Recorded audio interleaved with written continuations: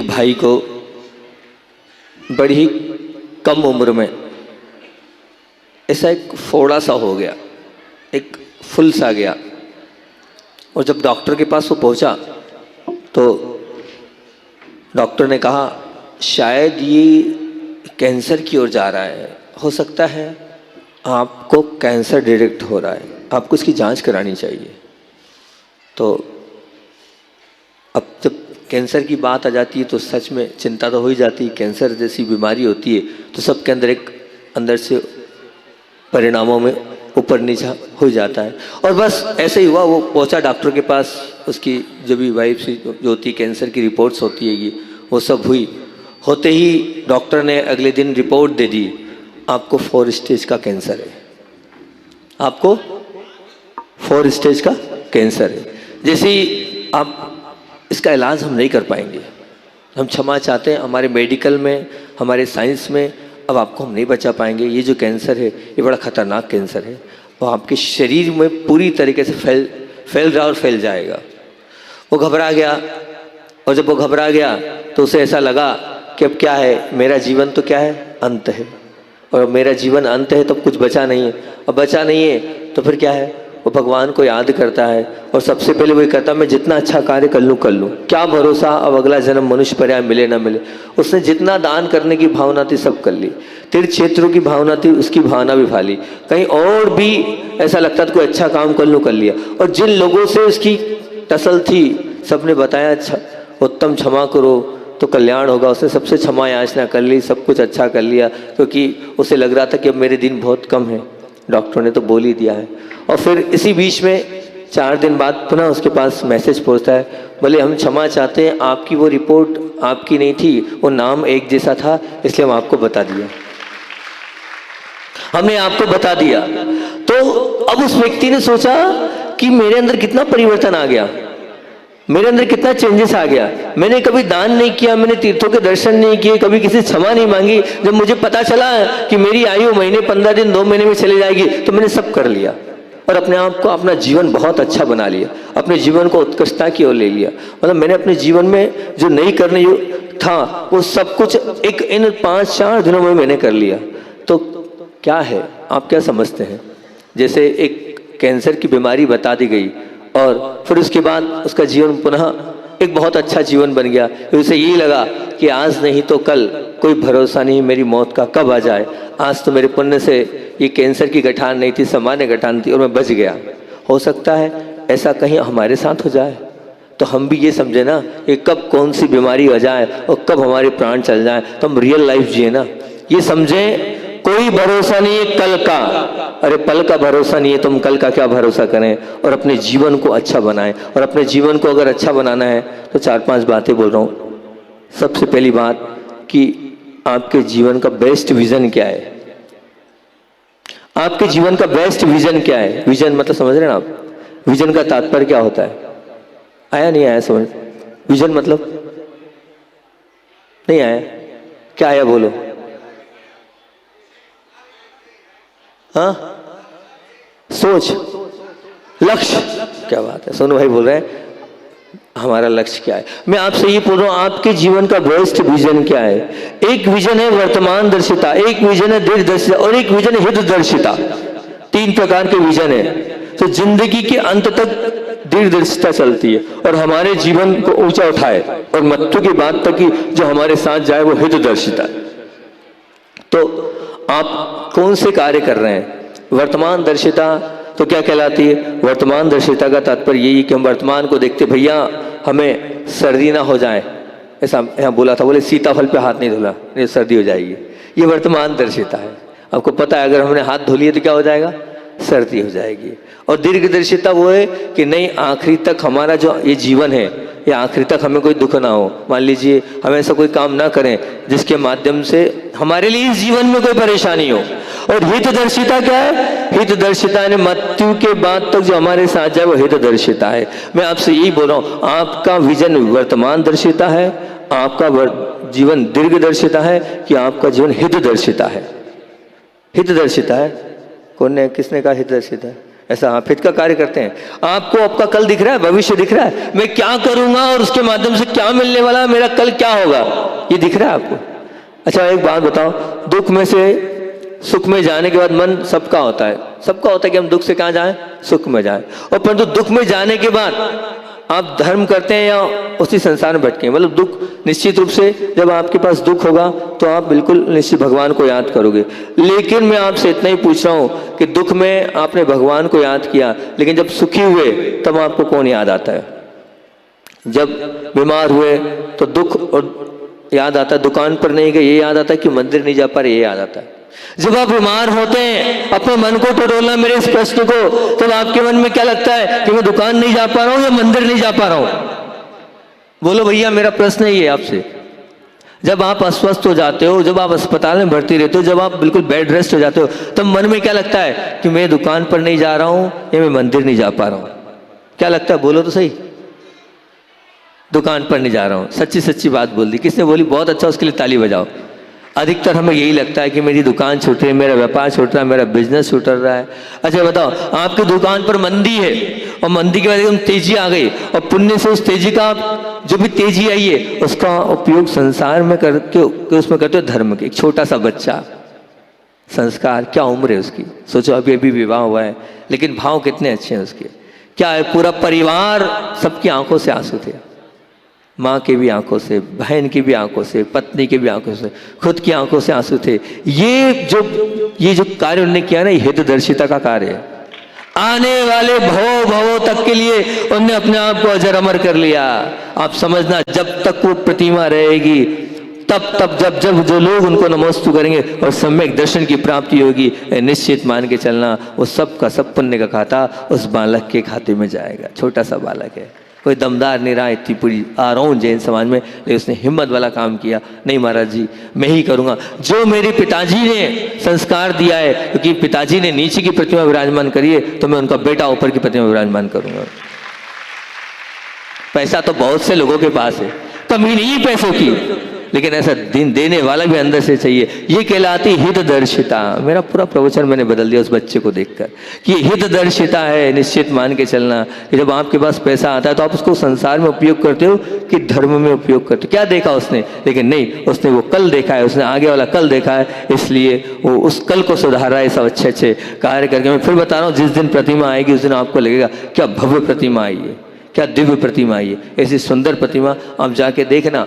जब निधि दी गई थी तो वहाँ उन्होंने बोले महाराज जी ये वाली प्रतिमा हमने अपने लिए पसंद कर ली, आरोन में बड़े मंदिर में, मैंने वहाँ छोटे मंदिर में बनना, चिंता नहीं करना, इससे कई गुना अच्छी प्रतिमा बनवाऊंगा, हम निश्चित रहना, इससे कई गुना अच्छी, क्योंकि दिन पर दिन अपडेट उसमें होता जा रहा है। और सुंदर से सुंदर कला अपने आप दिमाग चलता है, कलाकार को बोलते हैं ऐसा बना, और पुण्य से कलाकार भी अच्छे मिल जाते हैं, वो अपने आप मांसाहार का त्याग करके सब वैसी दिव्य प्रतिमाएं बना रहे। भैया जी की पूरी प्रतिमा एक बार देखी उनने, पूरी 200 प्रतिमाएं दिल्ली में भैया जी ने वही कराई। खुद के अशोक नगर के मंदिर में पूरी प्रतिमाएं वैसी ही जाई। बोले महाराज जी नाप तोल से बनने की पहली चमत्कारी होती है, तो बनने और विराजमान होने के बाद तो निश्चित रूप से उसकी आभा, उसका ओज, उसका तेज अलग ही होता है। इसलिए आप कुछ ऐसा कर जाओ, ऐसा कार्य अच्छा कर जाओ कि वो हितदर्शिता वाला कार्य कर जाओ, और हितदर्शिता वाला कार्य करोगे तो आने वाले अनेक भवों तक उस हित को आप अपने जीवन में लेके आ सकते हो। दुख चला जाए, ये तो धर्म का मार्ग है। नॉन स्टॉप आप मान लीजिए, आप बार बार ये मेरा दुख चला जाए, मेरा दुख चला जाए, मेरा दुख चला जाए,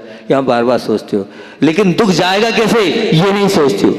ये पहले सोचोगे तो बहुत अच्छी बात है। भले ही ध्यान रखना, मान लीजिए एक व्यक्ति था, वो चाट खाता था और 500 रुपये देता था, तो आजू बाजू बोले क्या आदमी है यार, तू 500 रुपये देता है, क्या कारण है 5 देने में?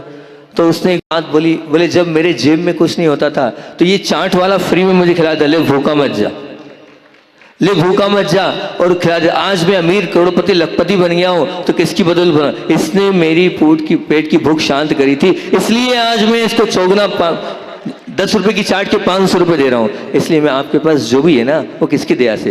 प्रभु और गुरु की कृपा से है। प्रभु और गुरु की कृपा से, तो उसमें आपको लगाना चाहिए। तो आपका बेस्ट विजन क्या है? हितदर्शिता, दीर्घदर्शिता या वर्तमान दर्शिता? दूसरा, आपका बेस्ट मिशन क्या है? आपका बेस्ट मिशन क्या है? पहले बेस्ट मिशन का जो सार है वो सार तो आपको बता दिया। जिस मार्ग में तेरा मिलन हो जाए वही मेरा विजन है।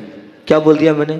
जिस मार्ग में तेरा मिलन हो जाए वही मेरा विजन है। अब मैं आपसे पूछता हूँ, इतने काल में आपने संसार में रहकर आपका बेस्ट मिशन क्या बनाया? बेस्ट मिशन कुछ है आपका? नहीं है। विजन तो ठीक है, अब है। क्या है आपका बेस्ट मिशन? विजन में परलोक दिखता है लेकिन मिशन में वर्तमान दिखता है। विजन में परलोक दिखता है लेकिन मिशन में वर्तमान दिखता है। और मिशन क्या होना चाहिए? आप मुझसे पूछो आपका महाराज जी मिशन क्या है, तो मैं आपसे बोल रहा हूं राग द्वेष कम होते जाए, यही मेरा मिशन है। क्या मिशन है मेरा? राग और द्वेष कम होते चले जाए, यही मेरा मिशन है। और मैं आपसे भी कह रहा हूं, जैसे हितदर्शिता के लिए, आने वाले भाव के लिए कुछ ना कुछ करना है आपको, ये आपका बेस्ट विजन होना चाहिए। इसी प्रकार से बेस्ट मिशन में आप कुछ मत करो। क्या करो? आप सिर्फ राग और द्वेष कम करते चलो, ये आपका मिशन होना चाहिए। है किसी का मिशन कि मैं राग भी कम करूं और द्वेष भी कम करता चलूं? बोलो भैया बोलो, है मिशन ये? अगर ये मिशन आपका है तो मान के चलना आपने बहुत बढ़िया काम कर लिया। मैं आपसे दो लोगों की शिकायत होती है आपके जीवन में, तो बताओ दो लोग कैसी? महाराज जी मुझे प्रेम कम मिला या मैंने प्रेम कम दिया? बोलो। नहीं, ये बात समझ में। आप लोग शिकायत होती, मुझे प्रेम कम मिला, मुझे प्रेम कम मिला, मुझे प्रेम कम मिला और मैंने प्रेम कम किया। पर दोनों में शिकायत में मैं आपसे पूछता हूँ, मान लो आपको प्रेम कम मिला, ये दूसरे पर निर्धारित है, परंतु जो आप कर सकते हो कम क्यों किया? ये दूसरे को प्रेम, ये तो आप, मैंने प्रेम कम किया, ये आपके ऊपर निर्धारित है। आप प्रेम कम क्यों कर रहे हो? आप तो प्रेम दो। जितना प्रेम दोगे, जितना स्नेह दोगे, जितना वात्सल्य दोगे, उतना निश्चित मान के चलना आपका द्वेष कम होता चला जाएगा। आपका मिशन प्रेम देने का होना चाहिए, आपका मिशन राग द्वेष को समाप्त होने का होना चाहिए। लेकिन कहाँ है? मेरी आज बात सुन लेना, बहुत सारे बाहर के लोग भी आए हैं और मैं चाह रहा हूँ कि आप लोग ये जो 4-5 बातें आपके जीवन को अच्छा बनाने के लिए दे रहा हूँ, सारभूत दे रहा हूँ, इनको अपने जीवन में उतारना। बेस्ट विजन क्या है? दूसरा बोला बेस्ट मिशन क्या है? ये लिखना कि मेरा ये मिशन है, ये मेरा मिशन है। विजन अगले जन्म के लिए, मिशन इस जन्म के लिए, वर्तमान के लिए मिशन और अगले के लिए विजन। आगे तक का सोचना वो विजन हैगा। वो विजन मुझे क्या है, आगे मैं कहाँ जाऊंगा, इसके लिए सोचना। और मिशन अभी इस भाव मुझे क्या करना है, ये मेरा बेस्ट मिशन है। तो आप लोग लिख के बताना मुझे, मैं बोलता तो हूँ पर आप लिखते कहाँ हैं? लिखते हैं क्या? लिखते हैं। मैंने कहा था अपने अपने घर के कानून कायदे लक्ष्मण रेखा बनाओ कि मेरे घर के ये कायदे कानून है। बहुत सारे लोगों ने लाके दिया। एक बहुत सुंदर सा कागज यहाँ से चला गया, मेरी भावना थी आज पढ़ने की, लेकिन देख रहा था टेबल हट गई तो अपने गोलू भैया झंडा परिवार ने जो है इतना सुंदर, बिल्कुल एक कागज सुंदर से, वैसे ही कायदे कानून आप अपने यहाँ के बनाओ। आज कागज चला गया, नहीं तो आपको सुनाता क्या उनने अपने घर के कायदे कानून बनाए, क्या गाइडलाइन बनाई, क्या लक्ष्मण रेखा बनाई। वो होना चाहिए हर परिवार का बेस्ट मिशन, वही होना चाहिए जो उन्हें सोच समझ के तैयार करके पूरी लिस्ट तैयार करी। आप भी ऐसा बेस्ट मिशन तैयार करो। तो अब मैंने तो बना लिया मेरा बेस्ट मिशन। क्या है मेरा बेस्ट मिशन? राग द्वेष कम करना। आपका क्या? मेरा प्रश्न, आपका क्या? तीसरी बात निश्चित ध्यान रखना कि भगवान को प्रेम किया तो सदगति पक्की। भगवान को प्रेम किया तो सदगति क्या होगी? पक्की है। होगी नहीं होगी? बताओ तो सही। सदगति होगी कि नहीं होगी? ना, पर पक्का है। तो प्रेम भगवान से कहाँ है आपका? ऐसा प्रेम नहीं है। प्रेम में तो सब कुछ छूट जाता है, व्यक्ति भूल जाता है कौन क्या है, निश्चित मान के चलना। और तीसरा, क्योंकि घड़ी भी टिक टिक कर रही है और आपको जल्दी भी छोड़ना है, और 4-5 बातें भी आपको बोल देता हूँ कि तीसरा क्या? Best decision. पहला बोला मैंने बेस्ट विजन, दूसरा बोला मैंने बेस्ट मिशन, और तीसरा बोल रहा हूँ बेस्ट डिसीजन। आपके जीवन का बेस्ट डिसीजन क्या है? मैंने मेरे जीवन का बेस्ट डिसीजन ले लिया। क्या ले लिया? मैंने सबसे बड़ा डिसीजन, मैंने चारित्र धारण कर लिया। मैं मुनि बन गया, ये मेरे जीवन का बेस्ट डिसीजन था। आपने क्या बेस्ट डिसीजन लिया अपने जीवन में? बताओ कि नहीं महाराज जी मेरे जीवन का सबसे बेस्ट डिसीजन था। कोई ऐसा अच्छा कार्य किया आपने, कुछ ऐसा बहुत अच्छा किया जिससे हम कह सकते हैं कि हाँ ये डिसीजन। एक बात ध्यान रखना, आज आपने कोई डिसीजन ले लिया कि मैं ये डिसीजन ले रहा हूँ, तो ये मानना वो हो चाहे नहीं हो, लेकिन 50% हम बोलते पुण्य तो आपके बोलने से लग गया। हो जाएगा तो 100% मिल जाएगा। ये बेस्ट डिसीजन क्या है आपका? एक माँ ने अपने बेटे के लिए कि मेरा बेटा डॉक्टर बन जाएगा, तब तक के लिए मैं क्या कर रही हूँ? तब तक के लिए मैं मीठे का त्याग करती हूँ। होते हैं बहुत सारे ऐसे लोग जो त्याग से अपने मांग को पूरा करते हैं, और होती भी उनकी मांग पूरी, क्योंकि भक्ति और आस्था और श्रद्धा होती है तो सब होता भी चला जाता है। और बेटा डॉक्टर जो है वो वासुदेव वहाँ पर जो वो बेटा डॉक्टरी के उसमें पास भी हो गया। अब उसने कहा, क्या कहा, उस माँ ने बोला कि मैं वापस से मीठे का आजीवन त्याग करती हूँ। क्या? इसलिए कि मेरे बेटे के हाथ से कोई भी सर्जरी बिगड़े नहीं, मेरे बेटे के हाथ से कोई भी सर्जरी बिगड़े, इसलिए मैं आजीवन मीठे का त्याग करती हूँ। ये क्या है? ये बेस्ट डिसीजन। क्या है ये? Best decision. तो आपके लिए, आपके जीवन में आपने कोई बेस्ट डिसीजन किया कि हाँ मेरे जीवन में मेरे बेस्ट डिसीजन ये है? एक आध कोई बेस्ट डिसीजन है? बोलो तो सही है कि हाँ महाराज जी ये मेरे जीवन का सबसे बेस्ट डिसीजन है। मैं मानता हूँ कि मैंने सबसे जीवन में सबसे अच्छा निर्णय लिया। डिसीजन मतलब निर्णय। इस निर्णय से मैं वास्तविकता में खुश हूँ, क्योंकि ये निर्णय बेस्ट विजन वाला है जो अगले भाव को भी सुधार देगा। और चौथे नंबर पर बेस्ट डाइवर्शन। क्या हुआ बेस्ट डाइवर्शन? मतलब सही रास्ते पर मुड़ना। अगला क्या बोल रहा हूँ? बेस्ट डाइवर्शन, अर्थात सही रास्ते पर मुड़ना। मतलब वो टीवी देखने वाली आंखें, वो कभी उस टीवी या और अन्य ऐसी चीज़ देखने वाली आंखें, कभी उस आंखों को बंद किया कि नहीं मुझे ये गंदगी में नहीं पड़ना, मुझे इस वासना में नहीं पड़ना, मुझे ऐसी कोई गलत चीज़ नहीं देखना। ये मेरा बेस्ट क्या है? डाइवर्शन है। मैंने अपने आप को पलट लिया है। जो मैं गंदगी से अपनी ओर आ रहा हूँ, अपनी आंखों को बंद करके अपने आप को पलट रहा हूँ, निश्चित मानना वो तो मैंने गाली देता था और जुबान, और गाली देखते हुए जुबान को क्या कर लिया मैंने? बंद करके स्तुति में लगा दिया। वो आंखें जो ऐसा जो नहीं देखने योग्य थी उन चीज़ों को देख रही थी, लेकिन क्या कर लिया? उन आंखों को मैंने प्रभु की भक्ति में और प्रभु के दर्शन में लगा लिया। वो जुबान स्तुति में लगा ली, और वो होटल में जाने वाले पाँव क्या हो गया? गुरुओं के पास जाने लगे और उनकी वैयावृत्ति करें। ऐसा बेस्ट डाइवर्शन हुआ कि नहीं आपका? कुछ पलटे नहीं पलटे? बताओ, चतुर्मास हो गया, इस चतुर्मास में आपने कोई डाइवर्शन किया कि नहीं करा? कुछ आपके जीवन में बदलाव हुई कि नहीं? आप पलटे कि नहीं? आप आए कि नहीं गुरु चरणों में? अपने आप को देखना, अपने आप को टटोलना, अपने आप से पूछना कि हाँ कोई बेस्ट डाइवर्शन मेरे जीवन में ये था, ये हुआ, और इससे मैंने अपने जीवन को बदला है। अगर बदल लिया तो मैं मानूंगा बहुत अच्छी बात है। तो सबसे पहला बेस्ट विजन, दूसरा बेस्ट मिशन, और तीसरा बेस्ट डिसीजन, और चौथा बेस्ट क्या बोल दिया मैंने? डाइवर्शन। पांचवा बोल रहा हूं बेस्ट एक्सप्रेशन। पांचवा बोल रहा हूं, क्या बोल रहा हूं? क्या बोल रहा हूं?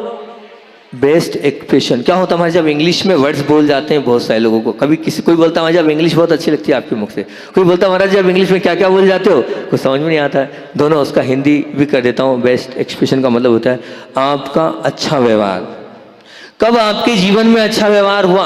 कभी हुआ ऐसा पल कि मेरे जीवन में मेरा ये अच्छा एक्सप्रेशन? कब किया आपने? कोई अपने अच्छा किया? जब भी कोई अच्छा कार्य किए तो उसका बेस्ट एक्सप्रेशन आपके मुख से निकला, वाह बहुत बढ़िया, बहुत सुंदर, बहुत अच्छा काम किया। ये आपके मुख से निकला नहीं निकला, या इतने लोग थे उस छोटे से बच्चे ने इतना बड़ा काम किया, बेस्ट एक्सप्रेशन होना चाहिए, वाह वाह होना चाहिए, उस बच्चे के लिए दुआएं होना चाहिए, उस बच्चे के लिए सद्भावनाएं होनी चाहिए। नहीं बहुत बढ़िया काम किया उसने, ये बेस्ट एक्सप्रेशन होना चाहिए।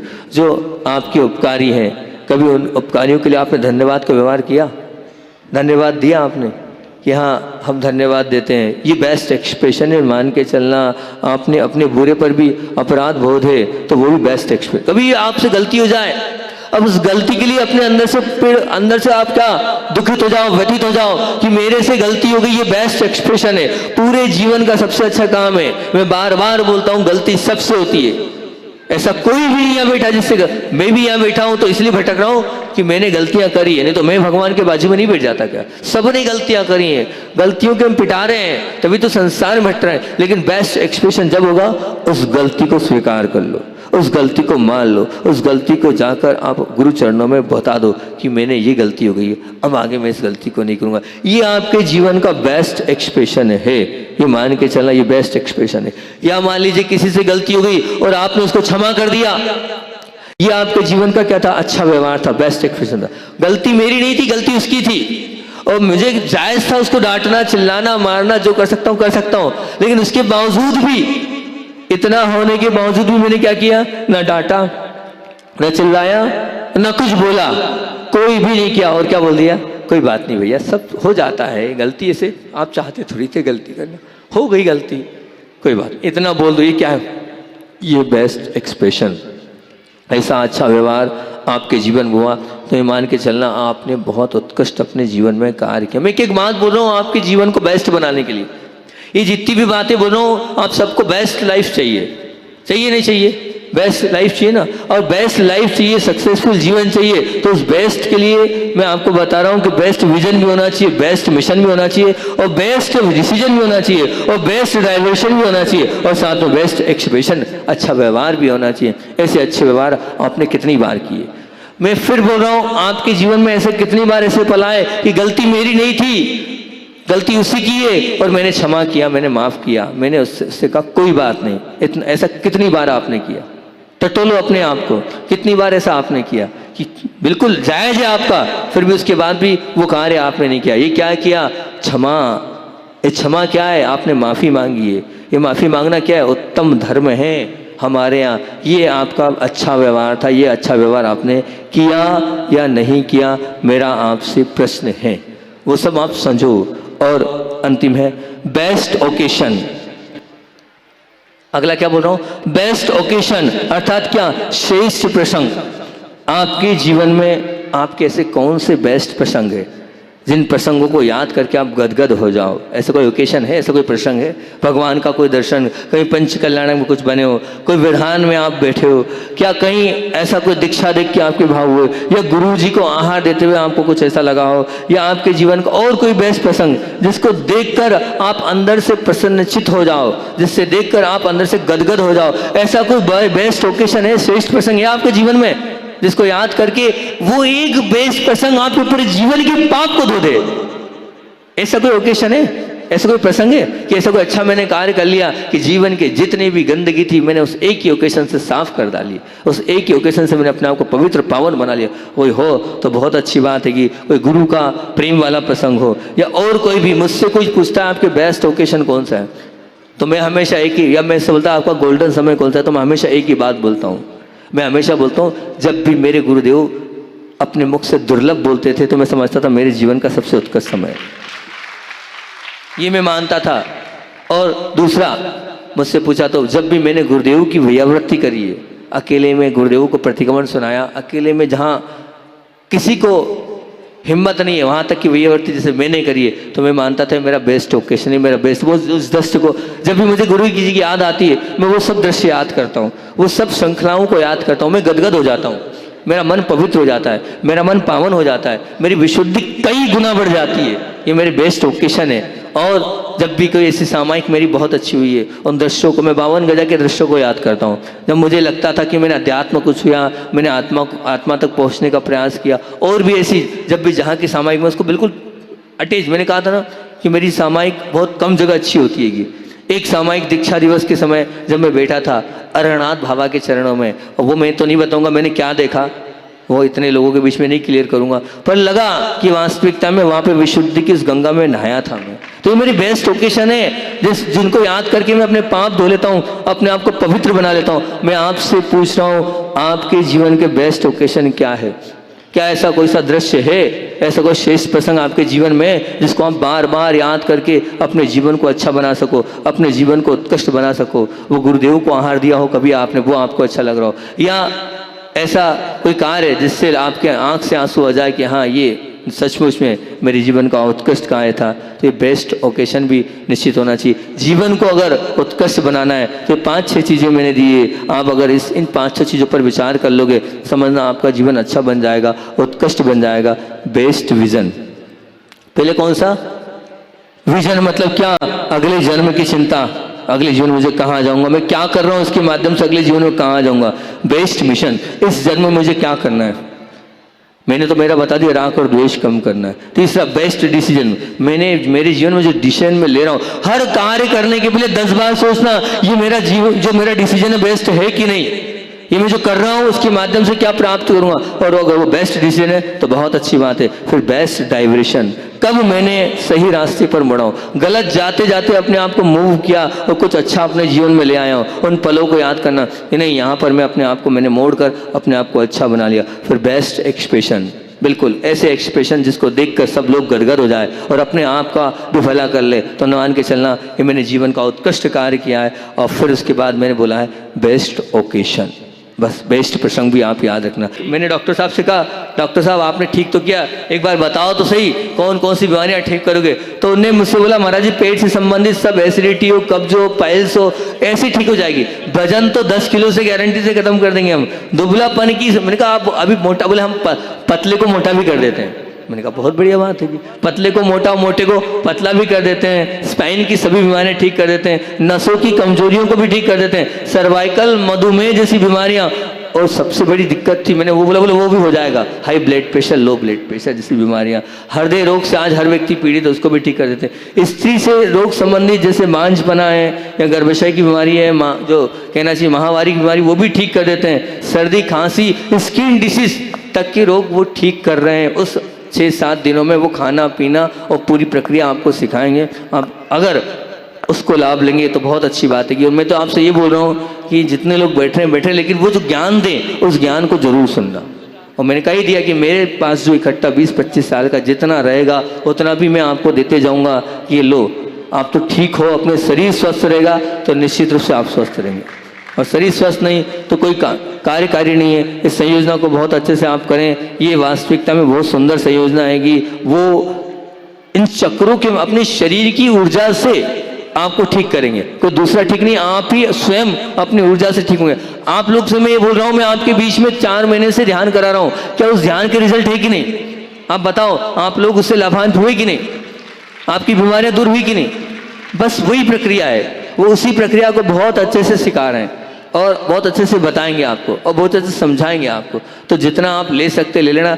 मैं बार बार कहता हूँ कि हमेशा कहता हूँ कि प्रवचन करने वाले तो मुझसे हजारों और गुना अच्छे मिल जाएंगे। मुझे इतना अच्छा बोलना नहीं आता है, मैं इतना अच्छा बोल नहीं पाता हूँ, लेकिन जो ध्यान की प्रक्रिया आपको बता रहा हूँ वो अंदर से जुड़ी प्रक्रिया है। उसको आप सीखो और अपने जीवन में उतारो, तो उससे आपके जीवन में बहुत कुछ लाभ मिलेगा और आपको बहुत कुछ प्राप्ति होती चली जाएगी। तो ये 8 दिन आपको नमोकार मंत्र की माला फिरना है। और भैया जी ने तो बहुत अच्छा बता दिया, 10 लोगों को हवाई यात्रा के माध्यम से जो सबसे ज़्यादा नमोकार मंत्र का अनुष्ठान करेगा उन लोगों को कहाँ की यात्रा होगी? बाहुबली की यात्रा कराई जाएगी। तो भावना ये है कि आने वाले 8 दिन आपको पूरी विशुद्धि के साथ कल से निकालना है, ताकि वो विशुद्धि भी आपकी और बढ़ती चली जाए, आपके परिणामों में निर्मलता आती जाए और जितना असाता कर्म है आपका वो सब कुछ असाता कर्म भी चला जाए। अंत में आचार्य श्री जी की बात को बोलकर अपनी बात को विराम दूंगा। मैं 2-5 मिनट लेट हो गया, टाइम तो नहीं बचा था, 2-3 मिनट। आचार्य भगवान की बात, हाँ, आचार्य भगवान का संस्मरण आपको सुनाकर अपनी बात को विराम। सुनना है नहीं सुनना है? सुनना है। तो आचार्य श्री जी की बात बोल रहा हूँ। बात 2005 की बीना बारा की है। बीना बारा में एक श्रावक आचार्य श्री जी के पास आया और गुरुदेव से सभी लोग कुछ ना कुछ पूछते हैं। उसने बड़ा अच्छा प्रश्न पूछा, इस सबका प्रश्न हो सकता है आपका। आचार्य श्री से पूछा, आचार्य श्री जी प्रभु के सामने कुछ ना कुछ याचना करते हैं, उसमें कुछ भावना करते हैं, उसमें कुछ प्रभु से मांगना चाहिए या नहीं? प्रश्न किया, कुछ मांगना चाहिए या नहीं? अब आचार्य श्री जी तो आचार्य श्री जी है। आचार्य श्री जी बोले भगवान के सामने ऐसी मांग करो ताकि दोबारा ना मांगना पड़े। भगवान के सामने ऐसी मांग करो कि दोबारा ना मांगना पड़े। और आचार्य श्री ने एक ही शब्द बोला, वो दिन है कि आज का दिन है। आज तक वो शब्द मैं भी बोलता हूँ। बोले गुरु महाप्रभु के सामने तो एक ही बात बोलो, वंदे तद्गुण। मैं इसलिए नमस्कार कर रहा हूँ कि आपके गुणों की प्राप्ति हो, क्योंकि हे प्रभु आपको नमस्कार कर रहा हूँ तो मात्र आपको गुणों की प्राप्ति के लिए। प्रभु के पास रत्नत्र रूपी ऐसी निधियां हैं तो हमारे अनादिकाल की निर्धनता को वो समाप्त कर देगी। तो आप वही मानो जो उनके पास है, वो वही देंगे जो उनके पास है। आप तो क्या बोलोगे आज से जब भी दर्शन करने जाओगे? आज नियम ले लो, क्या बोलोगे? बोलोगे नहीं बोलोगे? चाहे कोई भी महाराज जी पास जाओ, कोई भी माता जी पास जाओ, कहीं भी जाओ, क्या बोलोगे? अच्छी तेज आवाज में बोलना, वंदे तद्गुण। जब आप वंदे तद्गुण लब्धे बोलेंगे तो हम भी आपको बहुत अच्छे से आशीर्वाद देंगे, ठीक है ना? बोलिए आचार्य भगवान विद्यासागर जी महामुनि राज की।